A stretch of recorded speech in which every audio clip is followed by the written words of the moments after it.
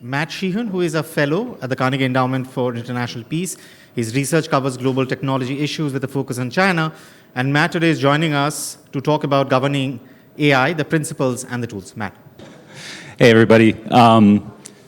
Thanks so much to Carnegie India for having me and for all you for sticking around. I'm a huge fan of GTS. I came here, my first ever trip to India was in 2019 for GTS 2019, and that was honestly one of the big reasons that I wanted to join the Carnegie Endowment, because this is a really special event. It's an example of how Carnegie is the truly global think tank, and I always learn a lot when I get to come here the second time now and talk with all the people in the audience and the other speakers. So big thanks to Carnegie India for putting this together.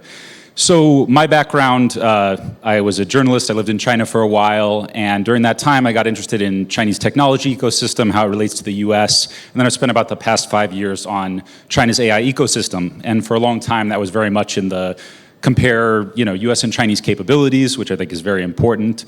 But in the past year or so, I think the world has gotten much more serious about actually legislating and governing AI. And that's sort of where my focus has shifted to, and that's what I'm going to be talking about today. So, title of the talk, maybe, if not provocative, hopefully a little bit additive. Governing AI. We have the principles, we need the tools. So I'm going to walk through that with sort of an evolution of AI governance over just the past. This covers about 6 years. So I think we've gone through effectively 3 stages, and this third stage is, to me, the most interesting and in some ways the most exciting. So in the first phase, 2016 to about 2021, I think of it as the phase of principles and plans. You had a lot of national AI plans coming out. You had a lot of countries saying, this is how we are going to get to the forefront of the technology. And you had a lot of international principles, ethical principles. These came out from companies, from states, from international organizations. So, the US kind of kicks us off with a 2017 AI document. China weighs in with its 2017 National AI Plan. That was a lot about stimulating the industry, but also kind of laid out a roadmap for ethical and legislative governance of AI. Google and the OECD jump in with AI principles. Niti Aayog jumps in with responsible AI principles. I think this was a very important kind of table-setting phase. It was when a lot of people, a lot of governments, a lot of civil society was just trying to get sort of its arms around the technology and start to lay down some starting points, at least. I think it's gotten a lot more interesting just in the past year, and here obviously I'm showing these time periods as exclusive. They are not. All of this overlaps and bleeds into each other. Like a good data-driven researcher, I just ignore the data points that do not fit my narrative. So in this 2021-2022 EU AI Act comes out in its first draft. China, at the end of 2021, started releasing its draft and then its final version of a regulation on recommendation algorithms, and then a draft of a regulation on deep synthesis, basically deep fakes. In America, we're not really doing a whole lot. I had to throw in a Seattle facial recognition ban just to represent. And my argument here is that in this new phase, 2022 through the present, we need to build the tools to make this stuff real. Principles, they kind of set the table. Legislation, actual regulations, they place real demands on companies and on developers and on researchers. But the next phase is going to be about, can we build the tools to actually make this real? So here I throw up a couple. I'm going to go through those in much more depth going forward. To illustrate the requirement or the need for tools in this context, we'll just kind of throw up some sort of policy demands or ethical demands that are being placed on these systems, and then try to get a sense of what tools are needed. So typical policy demand is explainable AI. Provide an explanation, a human understandable explanation for why an AI system made the decision it made, for why did the car turn left and veer into that bus instead of that car, for why a recommendation algorithm pushed some inflammatory content towards you. We want an explanation for that. Honestly, right now, we do not have the tools. We are trying to build up human interpretable ML models. You often hear that AI is a black box technology. That's a bit of an overstatement, or it's a kind of a hand-wavy way to say, hey, we don't know, we can't do anything about it. But it's true that this is a much more complicated technical task than with past technologies.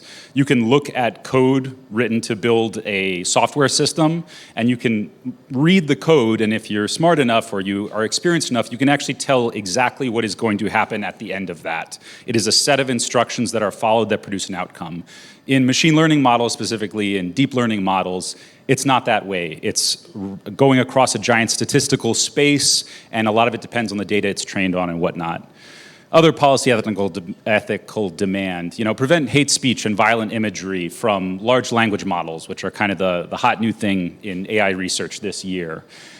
This is a really, really hard task.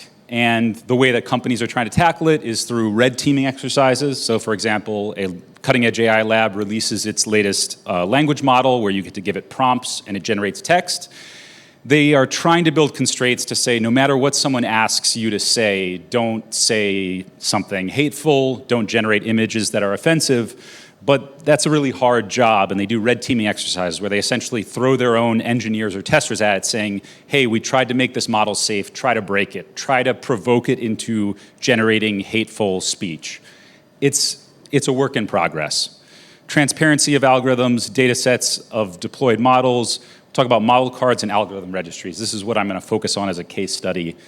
But kind of looking at all these things, I just want to emphasize these are, and maybe this is a little low for those in the audience here, but these are unsolved technical problems, and these are untested policy tools. Basically, people are maybe winging it is a little bit too frivolous of a way to put it, but people are exploring, and none of this stuff, no matter, even if policymakers passed the best law on AI interpretability tomorrow, it would still be an unsolved technical problem. And so my argument is that we're in the phase where we need to build out these tools going forward. So in the interest of time, I'm going to go ahead and skip this, a very sort of simple taxonomy between we need technical tools. I also think very much of policy tools. Policy is not just the words that are written in a piece of legislation or in a regulation. We actually build mechanisms into the way that government collects information and place demands on things. So we're going to talk a little bit about that going forward. I'm going to focus on model cards and algorithm registry as a very brief case study here. So model cards, algorithm transparency. This is the frequent demand. We want explainable AI, we want interpretable AI. And we don't really know what that means. Even the technical AI researchers who are deepest in the weeds of that don't really know what it means. So one proposal that's come out of the technical AI research community is the idea of model cards. I believe this first came out of a research team at Google, but don't hold me to that.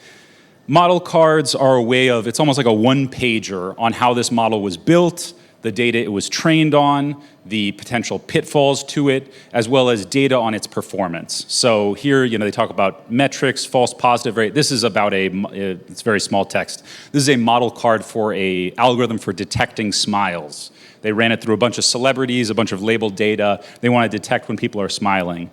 And this, while it's not, but in no ways has it solved the problem here, it's getting a lot more specific. It's saying that if we release this model to the public, we're going to have a quantitative analysis of what it gets wrong, what's the distribution of its errors. Look, it seems to get old men. It seems to mislabel them more frequently than it mislabels young men. So you can start to see all the potential uses of this. If AI developers are releasing these model cards with their work, civil society can engage with it in a more nuanced way. But this is just one sort of trial. This was first proposed, I believe, in 2018-19. It's still not widespread within the community, and it's partially not widespread because it has not been made a requirement by policymakers. But that's kind of a potential path forward. I'll give another example from the other side of the world, the side of the world that I spend most of my brain power on, which is China. So I mentioned that they rolled out a regulation on recommendation algorithms. This includes, search engines. It includes your TikTok feed. It includes dispatching of workers, taxi drivers, and who do they pick up.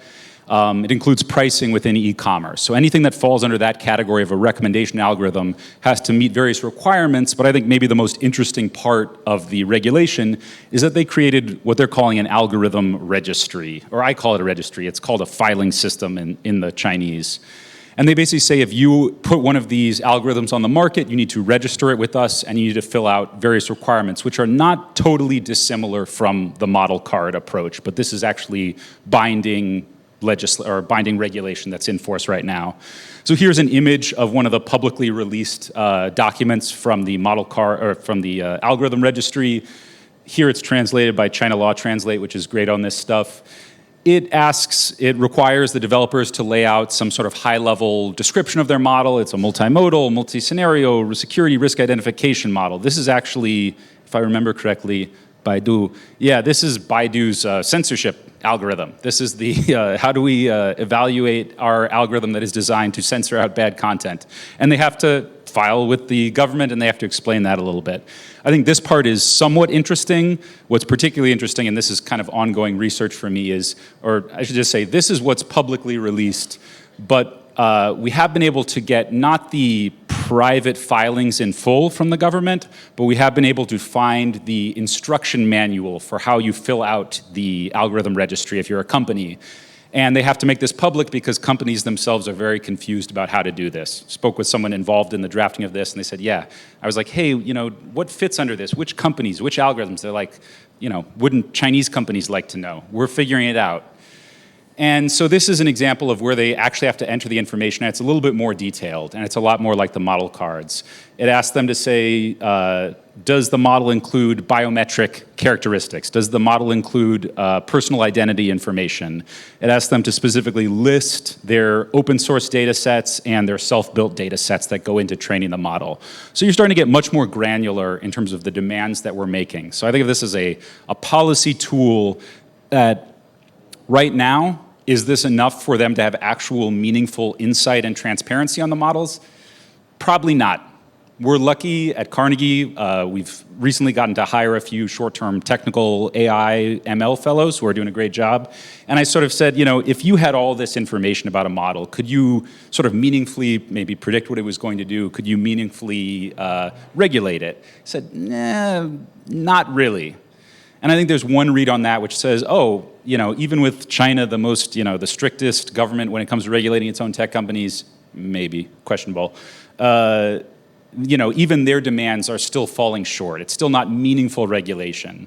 But the way I'm thinking about this is that it's building blocks. People are kind of feeling their way through this. The technologists don't have all the answers. The policymakers, they don't know what information they fully need in order to make meaningful AI governance regulation or legislation. And this is kind of a first trial. And talking to people involved in this, they're asking questions. They're asking me to ask technical people what they think of this. So it's an exploratory process, and it's one that is going to be shaped over the next year or two or beyond that. And I think it's a really important thing to follow along with. And that's a lot of what my research is on. Lots more happening. I'll just kind of gesture at these. The two things that we just listed were much more from a sort of a readable, can I read this model card? Can I read this filing and understand what's going on? There's obviously deep technical work that's going on this front. This is a screenshot from a publication by Anthropic, which is a leading AI research lab, where they're trying to build more interpretable models. This is one of their early publications on that. In Europe, AI Act came out last year. It's really going to come down to the standards that they are set, because in Europe these standards are binding. It's how the regulation becomes real. So these organizations right here are going to be working on setting those standards over the next year or two. We have another Carnegie AI fellow who's working on that. Here to toot Carnegie's own horn, this is a submission we made to the National AI Research Resource, the global public, or the US public research cloud, advocating for compute accounting standards, for forcing model developers to explain how much compute is going into their models if they're going to train it, because the larger the model, in some ways, the more capable it is. All this work is ongoing, and this is like literally just a sliver of what's going on out there right now. For all that's going on, I argue that we need to move much faster in building the tools to govern AI. The models are growing more powerful, they are being deployed more rapidly, and they're being open source deployed such that they can be largely sort of picked up and rebuilt or recreated by anyone anywhere. And getting this right from either a technical perspective or a policy perspective is going to be a big process of trial and error.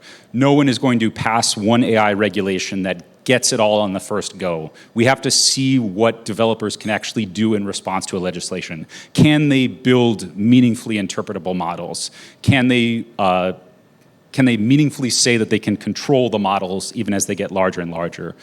we don't know. And we're going to need to sort of feel that over the next few years, which I think is going to be very exciting. So, let's get to work. I think there's a lot to be done in this area, and I hope that if anyone else is interested in this, come and chat. We've got a lot of interesting people at Carnegie working on it, so hope that's helpful.